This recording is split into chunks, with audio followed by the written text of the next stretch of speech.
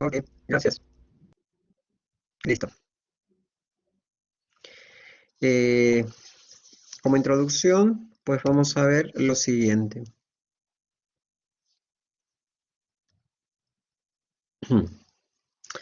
El esofagograma con bario es todavía una prueba diagnóstica valiosa para la evaluación de anomalías estructurales y funcionales del esófago. Es esencial para la evaluación de trastornos de la motilidad, tales como la acalasia, el espasmo esofágico difuso, y para la evaluación de lesiones submucosas y extrínsecas. Ya, el objetivo de esta clase es demostrar que los estudios con varios siguen siendo el gold estándar para el diagnóstico de muchas patologías esofágicas, por cuanto la idea de esto es ilustrar la anatomía normal y las anomalías más frecuentes y es el esófago más común. El esofagograma con bario. ¿Se utiliza? Claro que se utiliza, actualmente lo hacemos, sí, actualmente se hace, y básicamente nos permiten ver para los casos, como lo hemos mencionado, de acalasias, para los casos de alteraciones de la motilidad del esófago, para la presencia de de las presencias de los divertículos, que también son frecuentes, ¿no? Entonces, en primera instancia vamos a hacer un repaso de la anatomía, hacer un repaso anatómico. El esófago activo es un tubo fibromuscular que ir entre los 20 y 24 centímetros de longitud. Va desde la faringe hacia el estómago, entre la tráquea y el bronquio principal izquierdo y el corazón por la aurícula izquierda, anterior a la columna vertebral y derecha la aorta torácica descendente. Antes de entrar en el estómago pasa a través de vamos a tener estas a nivel de lo que es el esófago, ¿ya? Y es las siguientes impresiones, que es las que vamos viendo a ese nivel: botón aórtico. Acá tenemos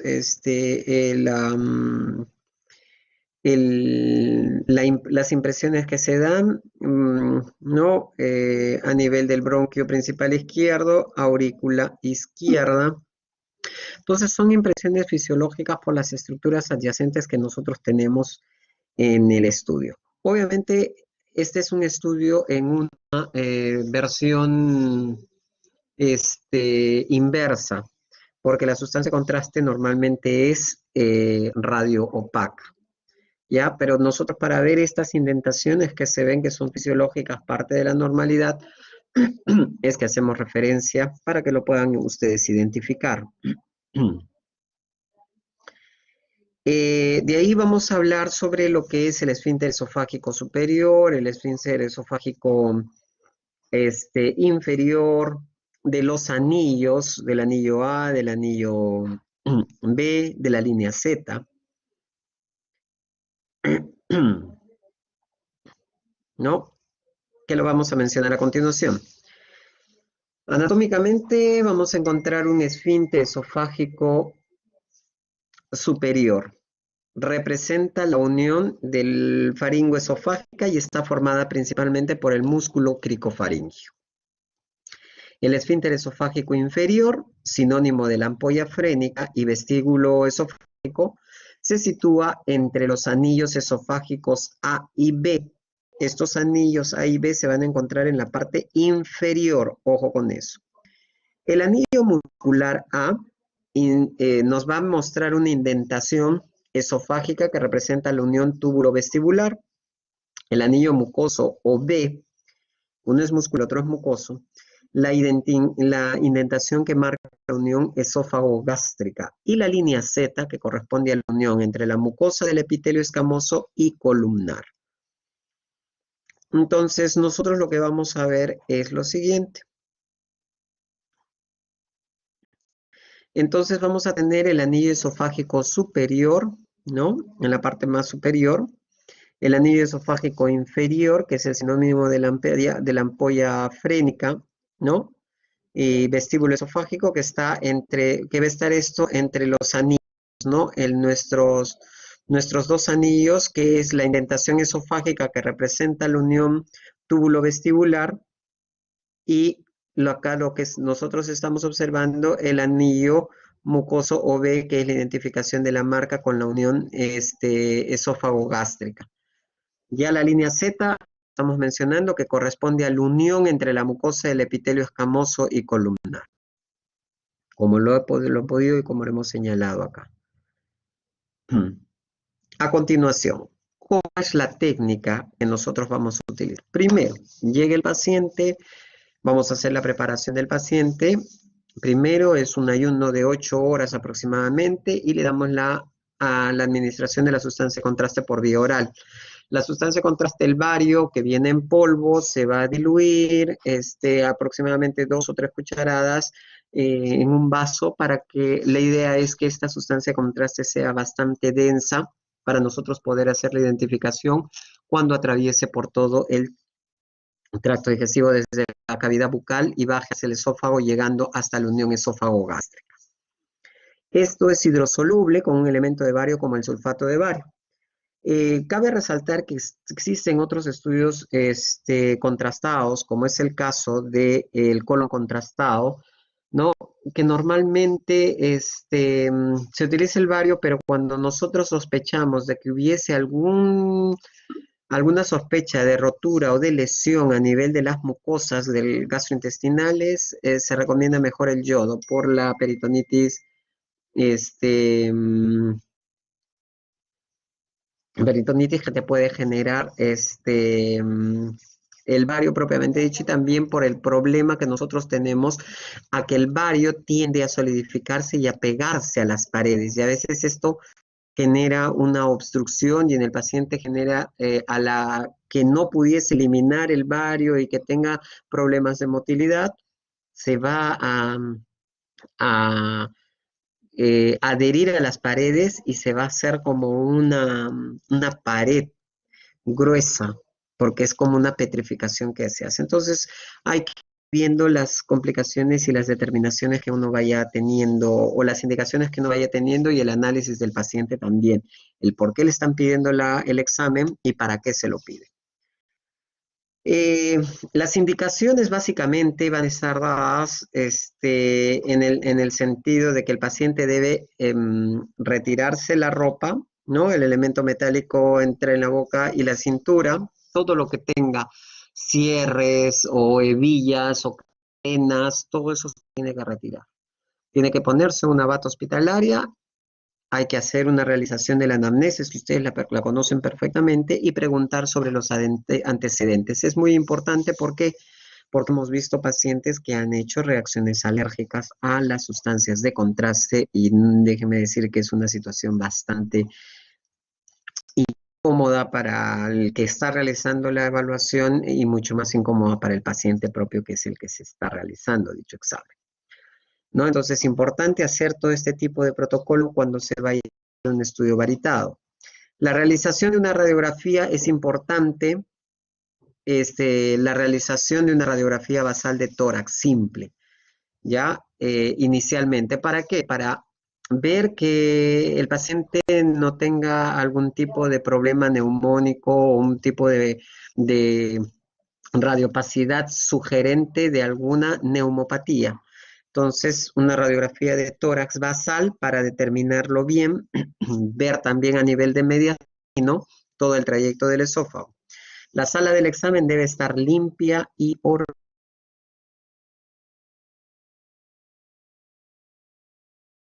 Es muy importante, es de vital importancia, ¿ya? Bien, en el procedimiento normal existen dos tipos de técnicas.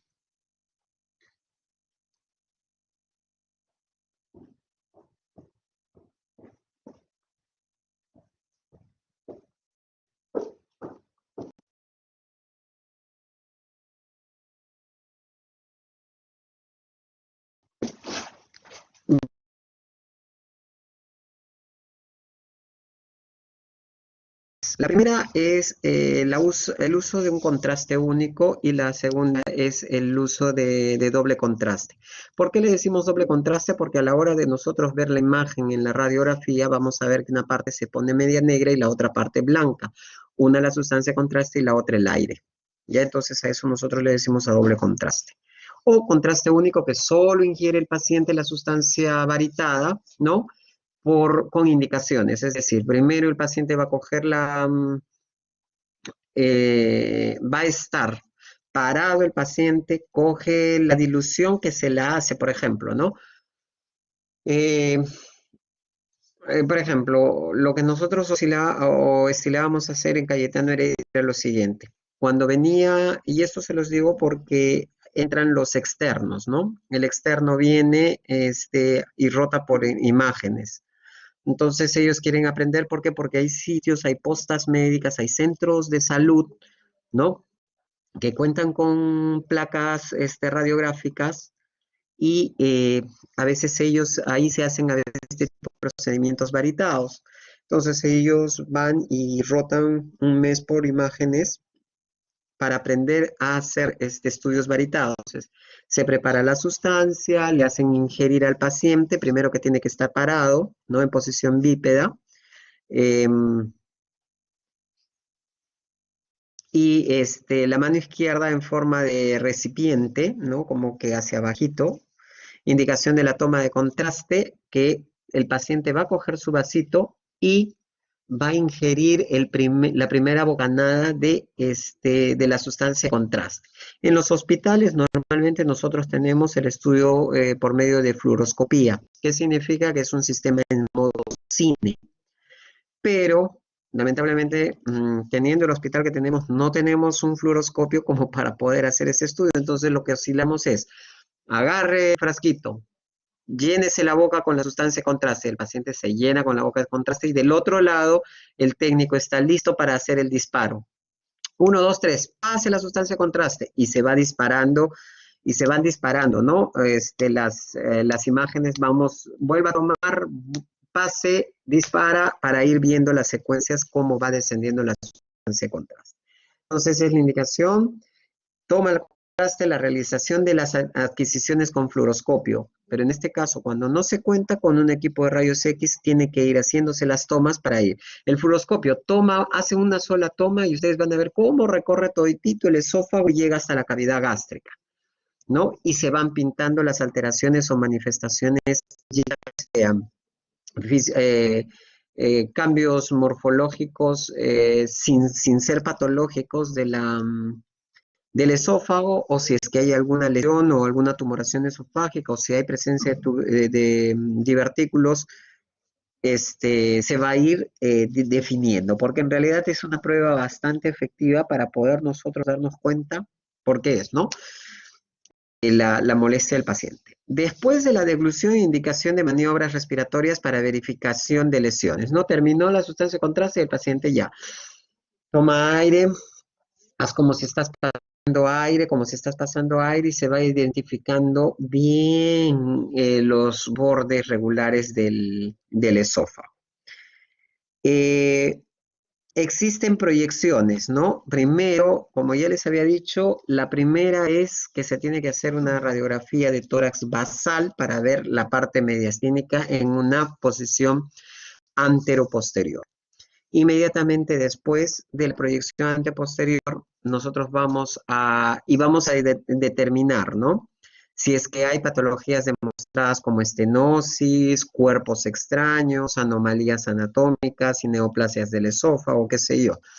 En el caso de cuerpos extraños, muchas veces es que el paciente dice, no, creo que me he pasado y algo lo... Si yo le pido una tomografía, lo voy a exponer a como haberle sacado 100 placas radiográficas, el paciente va a estar echado y le va a hacer un poco de dificultad para echarse porque va a sentir sensación de falta de aire.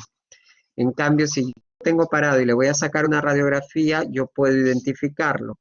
De repente puede salir en una radiografía simple o puede que no y que haya un cuerpo extraño, una imagen sugerente de, entonces eso se nos va a identificar mucho más con el estudio contrastado. Si son neoplasias, peor todavía. Entonces, el paciente en estos casos va a estar en posición de pie, alineándose con el eje central de la mesa, ¿no? Para que podamos obtener una imagen bien centrada. Vamos a asegurar, acá está, paciente en posición de pie, el alineamiento con el eje central en la mesa, hay que asegurar que hombros y caderas no estén rotados, tiene que todo estar en línea recta, y el rayo va a venir en forma perpendicular a la mesa radiológica. Le decimos al paciente, vamos, vas a hacer una expiración y vas a mantener el aire, ahí nomás. Y se hace la adquisición. Entonces, acá tenemos las posiciones que les estaba mencionando. El bracito va a estar a un costado. Ahí está, como se puede evidenciar. Ah, no estoy con el puntero. Como nosotros lo podemos evidenciar, esta es la sustancia de contraste. El paciente está con el brazo en como una repisa, ¿no? Agarrando el vasito y la cañita que es por donde está adquiriendo la sustancia de contraste. Este es en una posición frontal anteroposterior, cuando es la posición de cúbito supino, o también puede la paciente, si es que está parada, el frasquito, esto va a estar hacia arriba, si es que está en bipedestación y de ahí va a ir absorbiendo su sustancia de contraste. Como dijimos, el rayo viene central, viene en toda esta parte de acá, ¿no? A nivel de D7 aproximadamente, para tener un ángulo de toditito lo que es el esófago. Toma la sustancia de contraste y se van haciendo las adquisiciones para la identificación de la patología que se tenga. Si es en bipedestación, esto es lo que se ve, esta es la posición. Si es en pie, lo único que se hace es parar a la paciente le acasta su cabeza, su cuerpo, todo, y ella va agarrando su frasquito para ir tomando la sustancia de contraste. Tenemos proyección en incidencia en oblicuo, oblicuada derecha la paciente, ¿no? El paciente tiene que estar parado, rotar 35 a 40 grados la parte anterior que va a ir pegada a la mesa, ¿no? La alineación con el eje central a la mesa, el brazo derecho hacia abajo y el brazo izquierdo hacia arriba. Esto es en un paciente que se va de pie, ¿eh? El rayo central va perpendicular a la mesa a nivel de D6 o D7, que es lo que ya habíamos dicho. Es decir, esa posición oblicua que estábamos diciendo, ¿no? Oblicua anterior derecha e izquierda, ¿no? Es la parte del cuerpo más cercano a los rayos que va a venir. Entonces, acá está, ¿no? El brazo derecho, brazo izquierdo hacia arriba, está oblicua, un poco oblicuado el paciente, le damos la sustancia de contraste allí, la sustancia de contraste va a venir en o el rayo va a venir en esta posición. Si yo la tengo echada, este es en paciente bipedestación. Si está en decúbito, ¿no? Oblicuado derecha, ¿no? Y la paciente está echada, igual, misma posición del brazo derecho, el izquierdo, y el haz de rayos X va a venir acá para nosotros tener la mejor incidencia o la proyección en incidencia. Ahora, cuando es lateral, ¿por qué vamos a pedir también lateral?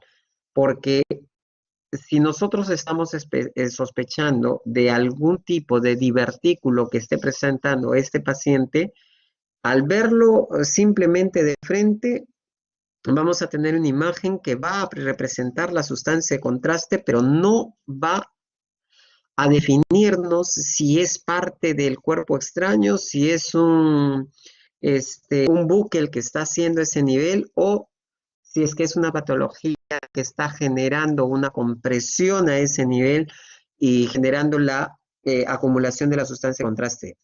Entonces, pedimos una lateral. Entonces ya se van imaginando, la primera va tomando la sustancia de contraste, ya sea en bipedestación o en decúbito, pero con la sustancia de contraste que le va a ir ingiriendo en una posición anteroposterior. En bipedestación, en una lateral, el paciente también va a estar de pie, la alineación con el eje, puede estar de pie o puede estar de decúbito también, ojo, ¿ah? La alineación con el eje central de la mesa, acción de hombros y cadera lateral a la mesa, y el rayo va a entrar perpendicularmente a nivel de la D6 o D7. ¿Cómo lo vamos a ver en una incidencia lateral? De esa forma. Tenemos a la paciente acá, tenemos el frasco, ella está tomando el frasco con un sorbete, ¿no? Y todo esto va en relación a la posición lateral, que el rayo viene y da a este nivel. Entonces es una posición de cúbito supino o bipedestación, pero lateral. Si el paciente está echado, en este caso está en decúbito. Si está parado, la posición es la misma, ¿ya? Y siempre después del proceso pedimos que entre en una expiración y apnea, ¿ya? Entonces, tenemos las otras que también son en obligación anterior izquierda. El paciente también está en bipedestación, rota en 30-40, de 35 a 40 a la parte anterior izquierda pegada a la mesa. La alineación con eje central del brazo derecho hacia arriba e izquierdo hacia abajo y el rayo perpendicular a nivel de D6 o D7. Esta es la posición y esta incidencia pues nos va a permitir hacer la disquisición un poco también de las estructuras, si es que hay alineamientos, si es que estas indentaciones que pueden estar presentes a nivel del esófago sean en relación básicamente a a las estructuras adyacentes que generan estas indentaciones fisiológicas. O hacernos la disquisición de que si esto no es fisiológico, sino más patológico y que no están en relación con lo normal. ¿Ya? Entonces, dicho esto, visto cómo se prepara el paciente, visto cómo la sustancia de contraste, cómo se ingiere, cómo se coloca el paciente, entonces vamos a pasar a ver las alteraciones más frecuentes de lo que puede presentarse en ¿cómo se llama? Em, a nivel esofágico. Bien, entonces, ahora vamos a ver nuestras primeras patologías. Lo que tenemos en este momento es básicamente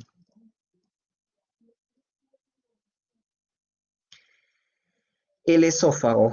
Acá tenemos todo el esófago y vean cómo está bajando a ese nivel. Esto de acá ya hay sustancia de contraste que ha tomado el paciente. Nosotros estamos viendo en esta parte cómo se hace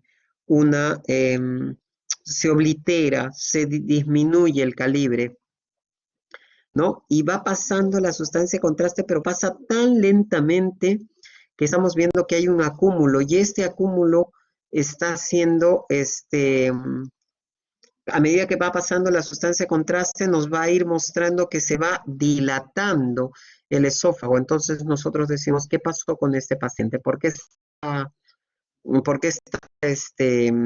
dilatándose ese esófago? Y el paciente viene y te dice, ¿no? Doctor, por si acaso, yo tengo problemas que cuando tomo líquido me siento rápidamente lleno. Y de ahí, cuando ya me va pasando esto, yo me he dado cuenta que me empiezo a sentir como que más, tengo que esperar a que me pase. Y ya cuando me ha pasado esta sensación, recién puedo deglutir o puedo comer algo más, ¿no? Y es básicamente la primera sensación por la cual el paciente viene, ¿no? Vomitando. Yo como, antes comía, pero ahora estoy vomitando, doctor. Cada que como, vomito. Entonces, se le hace el estudio contrastado al paciente y lo que nosotros vamos a encontrar, ¿no? Es la dilatación propia, ¿no? Esta dilatación, que acá ya se ve mucho mayor, ¿no? Por la disminución del calibre a este nivel. ¿Y cómo se llama esta patología? Esa patología se llama acalasia, ¿ya? Se llama acalasia. Es una patología que se caracteriza por ser la patología de punta de lápiz. Es como un lápiz, ¿no? Es como un lápiz. La punta de lápiz, que es esta de acá, ¿no? Y nosotros vamos viendo en la tomografía, ¿no? La marcada dilatación del esófago, ¿no? Miren cómo está marcadamente dilatado este esófago. Todo esto es el esófago, esta es la tráquea y este es el esófago. Son los, todo esto es el esófago, todo esto y está dilatado. Esta parte de acá es la tráquea y este es el cuerpo vertebral. Entonces, tomográficamente, lo primero que nosotros vamos a ver es la dilatación del esófago, ¿no? Entonces, estamos viendo una dilatación esofágica por tomografía. Entonces decidimos, ¿sabes qué? Hay que hacerle un estudio varitado. Le hacen el estudio varitado y se nos demuestra, se nos evidencia la acalasia. ¿Ok? Muy bien. Tenemos otra patología que también tiene su, por decirlo así, su índice de frecuencia también, ¿no? Y básicamente nosotros ahí lo que estamos viendo es en una proyección frontal del encefalograma, ¿no? Por decirlo así, que nos muestra una dilatación a nivel esofágico.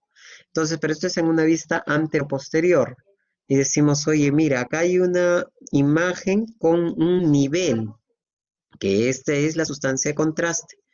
Pero esto está dilatado en relación al calibre que se encuentra debajo. Se le hace una toma lateral y vemos que esa dilatación viene por la parte inferior y hace un sáculo a este nivel. Es un sáculo, si se dan cuenta, ¿no es cierto? Y en la tomografía igual, estamos viendo, ¿no? La flechita negra de la A nos está demostrando la dilatación, ¿no? A ese nivel. En las flechitas amarillas, lo que nosotros estamos viendo, y esa imagen que habíamos dicho era la imagen llena de bario, ¿no? Relleno de bario tras haber pasado la sustancia de contraste.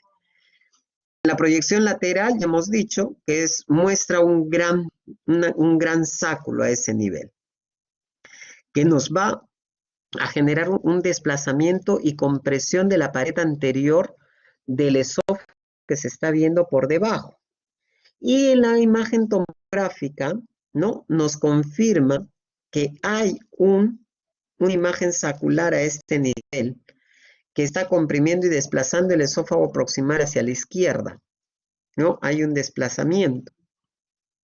Entonces decimos, algo está generando este desplazamiento y acá encontramos ese ensanchamiento, acá encontramos este sáculo y acá encontramos la dilatación con varios. Todas estas imágenes están representando a lo que nosotros llamamos el divertículo de Zenker. ¿Y qué son los divertículos? Existen dos tipos de divertículos. Recuerden siempre, los divertículos por pulsión y los divertículos por tracción. Un divertículo por pulsión, los por pulsión son más frecuentes. Hay un aumento de la presión intraluminal esofágica. Son saculares de cuellos estrechos, como lo estamos viendo en la imagen, ¿no? Y generalmente se encuentran en el esófago proximal, ¿ya? En su mayor frecuencia proximal a nivel a nivel de los cuerpos vertebrales cervicales. En este caso se llama por pulsión porque la herniación que vemos es de la mucosa y submucosa, a través de la muscular propia con ausencia, ¿ya? De la capa muscular. Cuando hay ausencia de la muscular son pseudodivertículos, pero cuando son a través de la muscular, la herniación de la mucosa y submucosa es un divertículo por pulsión. Entonces, Zenker es el divertículo más frecuente que se encuentra posterior a la unión faringoesofágica, justo por encima del músculo cricofaringio, a nivel de la C5, C6 aproximadamente, ¿ya? Y estos pacientes van a asociar con reflujo. Es decir, ellos van a ingerir y después van a decir, doctor, cuando siento ganas de eructar, yo siento que se me regresa comida. ¿Por qué? Porque acá se rellena, en este sáculo se rellena. Existen otros divertículos que son más inferiores, ¿no?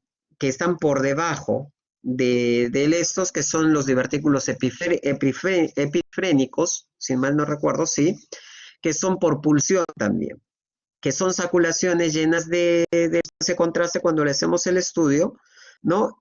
Pero la localización del epifrénico es supradiafragmática. Y los medioesofágicos, que son otro tipo de divertículos, también por pulsión, ¿no? Estos pueden ser de tamaño variable, contornos suaves, y van a aparecer como saculaciones transitorias a nivel del esófago medio.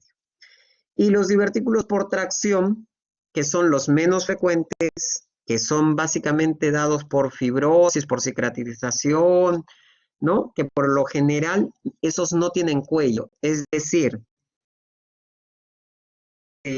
son como unas tiendas de campaña. Por ejemplo, este es sacular, el otro divertículo es algo así y algo así, ¿ok? Estos son los por tracción. Por pulsión son estos de acá. Bien. Ok. Ahora, encontramos también otro tipo de patologías a este nivel.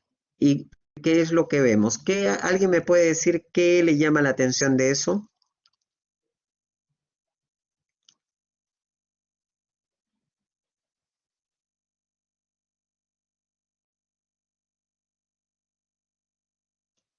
Nadie. Estamos hablando solo.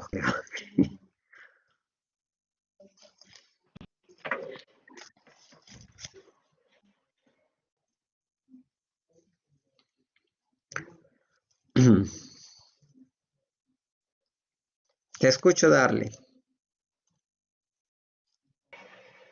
¿Es un esófago normal? O bueno, pareciera normal. No. Los esófagos normales tienen el diámetro mucho más. Sí, Evelyn, te escuchamos.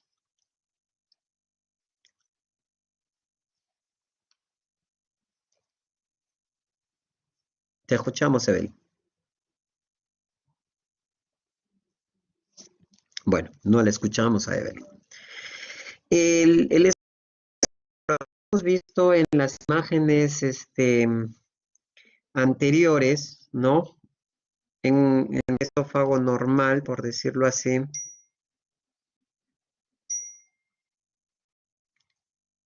Este es un diámetro normal, con las indentaciones normales. Muchas veces podemos ver que acá se forman especies de, se pueden formar justo entre las uniones vertebrales unas indentaciones que hacen que el esófago se vea de esta forma.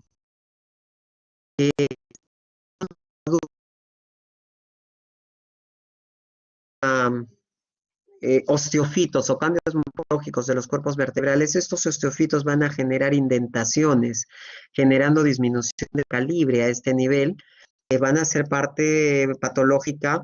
¿Por qué? Porque el paciente va a decir, cuando como demasiado sólido, yo siento que no pasa del todo y me genera un poco de dolor en el momento de la deglución, porque está siendo comprimida por la presencia de los osteofitos a este punto, que genera una estrechez, pero dentro de lo normal, esto es lo normal, ¿no?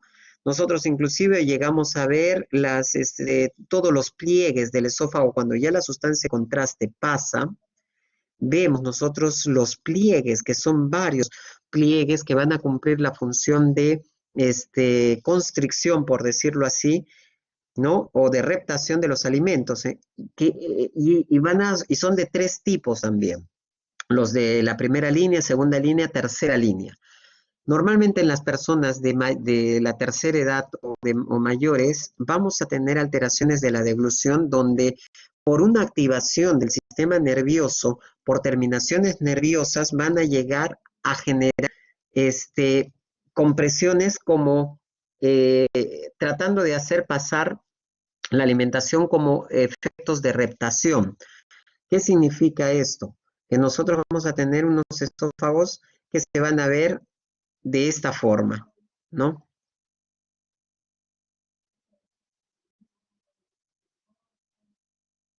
De esta forma. Entonces, ¿por qué? Porque acá ya ha habido la alteración de lo que es los movimientos de reptación de la primera y de la segunda línea. Y solo están siendo activados los de la tercera línea en estos pacientes.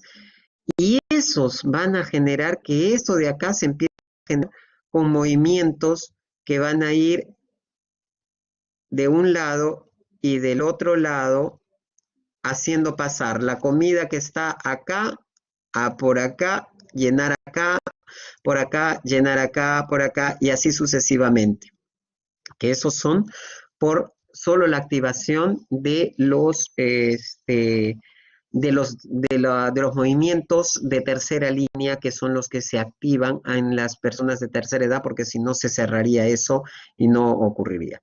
Pero acá yo les estuve poniendo este esófago, ¿no? Este estudio de cefagograma, que se ve acá, ¿por qué? Porque nosotros tenemos en Perú y en Tacna altos índices de intentos de suicidio y las personas empiezan a tomar, se toman de todo, ¿no? Se toman órganos fosforados, se toman estricnina, veneno para perros, y una de las causas también es la toma de cáusticos, ¿ya? Entonces, cuando el paciente ingiere cáusticos, este de acá es un esofagograma de un paciente que intentó suicidarse tomando un cáustico y es así como queda, ¿no? Esa estenosis esofágica filiforme, difusa y que va a tener de aquí en adelante problemas de la deglución, este, por mucho, mucho tiempo, hasta que no se someta o se evalúe la posibilidad de ir generando como a nivel de los vasos, cuando hay obliteración de un vaso y este se cierra, se ponen los stent con mallas que son los que van a generar la apertura del vaso para mejorar el calibre y el diámetro. Entonces lo mismo se intentará para poder mejorar y que el paciente pueda recuperar. Entonces es un esófago tras la sustancia contraste en un paciente que tuvo el antecedente de la ingesta de cáusticos. ¿Ok?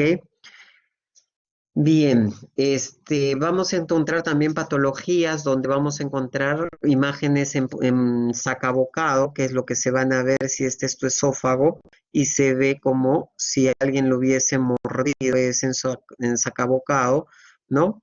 Y así se ve esto y esas imágenes normalmente las podemos encontrar en neoplasias, ¿ya? En neoplasias. Bien, entonces, ya teniendo la identificación de lo que son la importancia de un estudio varitado, que a pesar de la tecnología que hoy por hoy tenemos, cuando ustedes vayan a hacer un serum o salgan a trabajar en periferia en nuestro país, pues, y cuenten con un equipo, si ustedes ven que la necesidad de solicitar un examen, solicitan su bario y le hacen su examen validado y lo pueden referir si es que encontrasen alguna patología con un poquito más de conocimiento y causa posibilidades diagnósticas con respecto al paciente. ¿Por cuánto? Podemos concluir entonces que el estudio varitado es un método de imagen clave para el manejo inicial de la patología esofágica, principalmente en la evaluación de anomalías estructurales y de funcionales del esófago. El conocimiento de los hallazgos en imagen en un esofagograma con varios nos permite al radiólogo realizar un diagnóstico más preciso y rápido de las enfermedades del esófago y que a usted o que al médico general que se encuentre alejado sin poder tener a un médico especialista al lado, poder por lo menos hacer una aproximación diagnóstica frente a su estudio clínico y con un poco de ayuda imagenológica. Muy bien, señores, no sé si tienen alguna pregunta.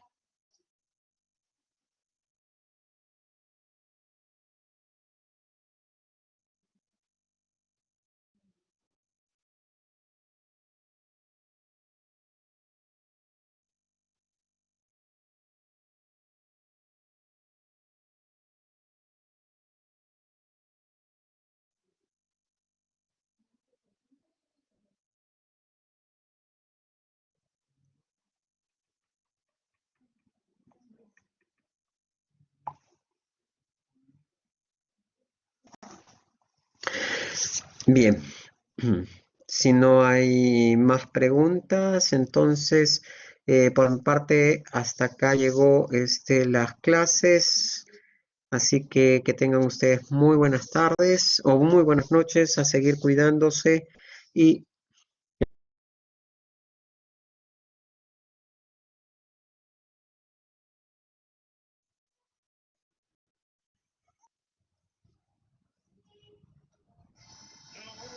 dime, Anthony. Sí, doctor, bueno, mis compañeros preguntaban sobre la modalidad del examen y bueno, en caso que fuese como el examen pasado, en cuanto al tiempo, si va a ser igual o quizás aumente un poco, ya que como el sistema se satura cuando se envían las respuestas, no sé si se puede aumentar un poco el tiempo.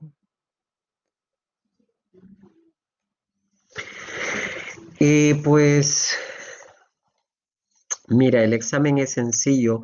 Ustedes tienen que ya estar preparándose para sus exámenes del ENAM, ¿no es cierto? En el ENAM ustedes se van a sentar, van a rellenar, tienen un tiempo límite para marcar las respuestas. Esto es lo mismo. Eh, por ejemplo, en España, en los exámenes que les toman, les ponen todo un folleto de puras imágenes y ellos viendo las imágenes tienen que marcar la respuesta correcta. Esto es un poco igual, ¿no? Entonces, el problema siempre del envío nunca es en el total de ustedes, sino siempre son en 5 o 10 alumnos que no pudieron enviarlo, pero el resto, el común denominador, lo llega a enviar a tiempo. Entonces, no creo que haya la necesidad de hacer una ampliación en cuanto al tiempo, sino igual van a enviar sus resultados y van a ser evaluados, ¿no? Ya, doctor, gracias. Ujú. Muy bien, muchachos, que tengan buena noche. Dime, Darly. Doctor, ¿y se puede enviar en el mismo que nos va a enviar un PowerPoint? ¿Lo podemos enviar ahí mismo? Muchos lo han hecho en el examen anterior, muchos han enviado en el mismo PowerPoint sus respuestas. Inclusive yo no sé cómo han tenido tiempo para digitar en el PowerPoint, escribir en el PowerPoint, marcar, subrayar. Pues eso a mí me hace entender de que el tiempo sobra para poder responder, ¿no? Ahí inclusive mandan hasta dibujo de corazoncitos, ¿no? Entonces es porque el tiempo les sobra o es un tiempo prudente como para desarrollar, como para poder revisar y como para poder enviar.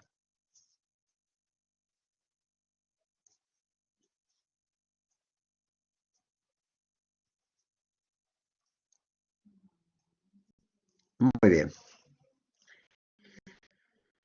Sin más preguntas, dime María Paula, Buenas noches, doctor. Quería ¿cómo consultarle, estás? cuando explicó lo de las partes del esófago en una radiografía, si me lo podría volver a explicar porque no lo entendí muy bien. Creo que no se activó la manito para señalar lo de los esfínteres y los anillos. Ah, ya. A ver.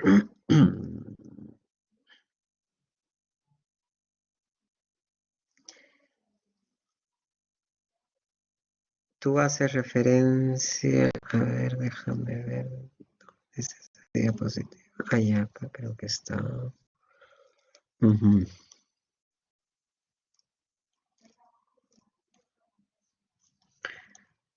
Ujú.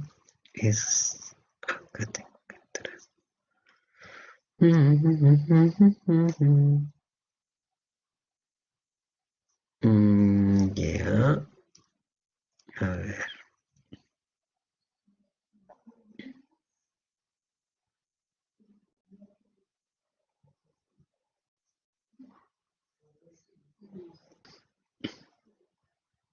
Mm, ya, me imagino que de ser esta. La flecha negra que tú ves ahí, ya, es la indentación que se ve por el botón aórtico.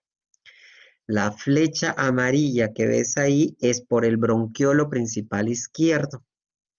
Y la flecha celestita es por la aurícula izquierda. Son las indentaciones. Eso es lo normal que nosotros esperamos encontrar. No sé si a eso te referías. No, hay una imagen después. Me parece que 2 diapositivas después. A ver, déjame ver.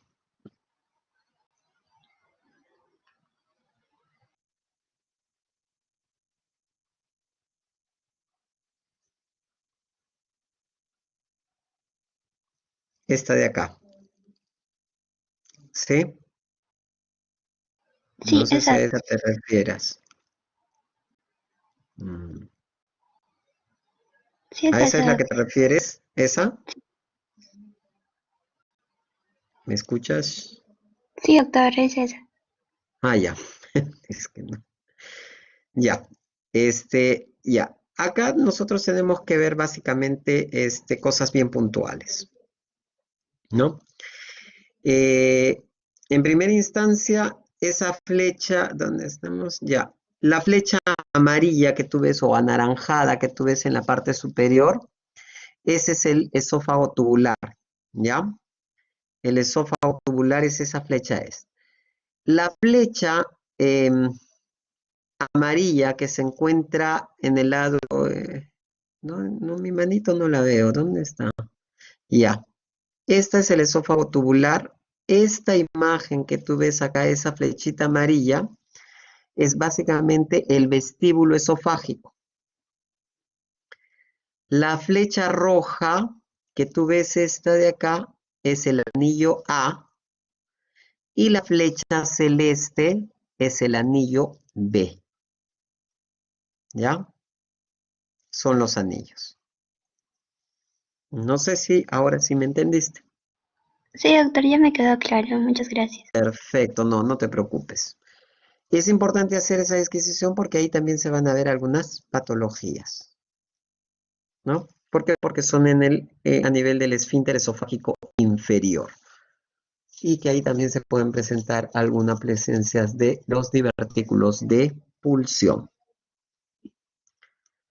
No sé si tienen alguna otra pregunta.